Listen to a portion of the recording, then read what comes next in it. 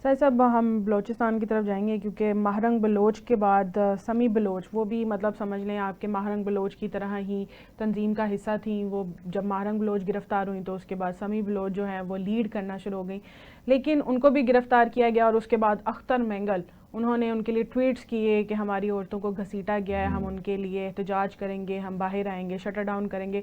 और आज बलूचिस्तान में शटर डाउन देखा भी गया, दोपहर तक था और उसके बाद दुकानें खोल दी गई हैं। अब बताएं सर साहब क्या होगा इस लॉन्ग मार्च का। अख्तर मेंगल क्योंकि बीएलए की मजम्मत और या उसके ऊपर तनकीद करने के लिए तो सामने नहीं आए हैं, अब लॉन्ग मार्च के लिए वो सामने आ गए हैं, क्या हाँ, कहेंगे?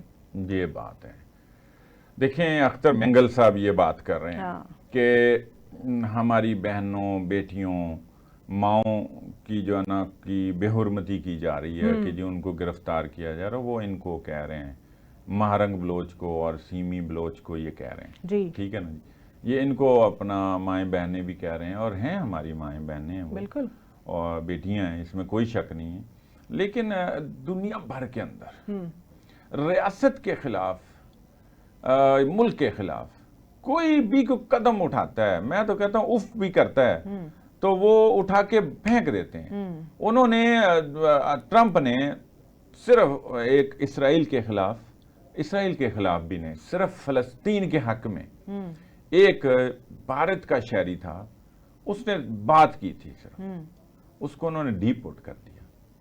इसी तरह तुर्किया के अंदर अभी हाल ही में प्रोटेस्ट हो रहे हैं, उनके अपोजिशन के जो अकरम इमाम ओगलो हैं वो गिरफ्तार हैं और वो रियासत मुखालिफ एक्टिविटी की वजह से गिरफ्तार हैं। हाँ। और एक मेयर हैं, वो देखें इस्तांबुल के एक बड़ी जो उनका हब है और वहाँ वो अपोजिशन है कामयाब हुई। जी, और वहाँ पे कैसे अच्छा, गिरफ्तारियां की जा रही हैं? उसके बाद जिन्होंने प्रोटेस्ट किया, जो तो एक जो उनके एसओपी सेट हैं हाँ। एहतजाजों के, वो उतना करते हैं तो उनको तो नहीं गिरफ्तार किया।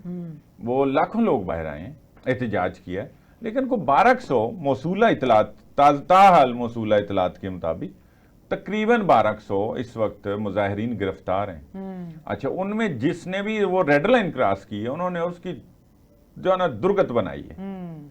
तो यूं रियासतें करती हैं। अब हम कल भी बात कर रहे थे, जरा सी बात हुई थी वहां वो यूके के अंदर, हाँ। लोगों ने प्रोटेस्ट किए, फेक न्यूज के ऊपर सारा हुआ था।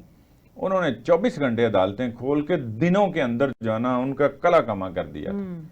जो सामने आता था उसको गिरफ्तार करते हैं, उस उधर कोर्ट खुली हुई है, सजाएं होती हैं, चलो निकलो। सैकड़ों लोगों को उन्होंने निपटा दिया। यहां आप देखें ना, यहां इश्यूज भी बहुत हैं। अख्तर मेंगल कौन है, वो हैं कौन, ये कोई इस पे बात करे ना, उनको किसने तैयार किया?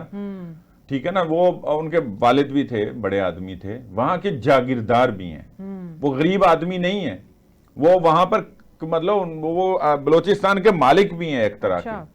उनको कैसे, वो वजीर आला भी रहे हैं, वो उनको तैयार करके यहां तक उनको बना के अब वो सामने खड़े हैं और वो कहते हैं कि ये जो है ना एक 26 को पहले पूरे बलूचिस्तान में प्रोटेस्ट होगा और फिर 28 तारीख है गालबन कि जनाब हम वो वड जहां एक मकाम है वहां से क्वेटा तक का एक मार्च करेंगे और साथ वो यही अख्तर मेंगल। कौन अख्तर है मेंगल साहब हैं? इनके भाई कहाँ हैं? इनके भाई ने दुबई में क्यों जो है ना वो रुपोशी इख्तियार की हुई है, ये भी वहां जाते हैं। उनके साथ क्या बात थी, उन्होंने हथियार फेंकने थे, वो क्या कोई मतलब किन के साथ हैं? तो वो क्यों बीएलए की मजम्मत करेंगे? बिल्कुल, ये चीजें हमें पता है।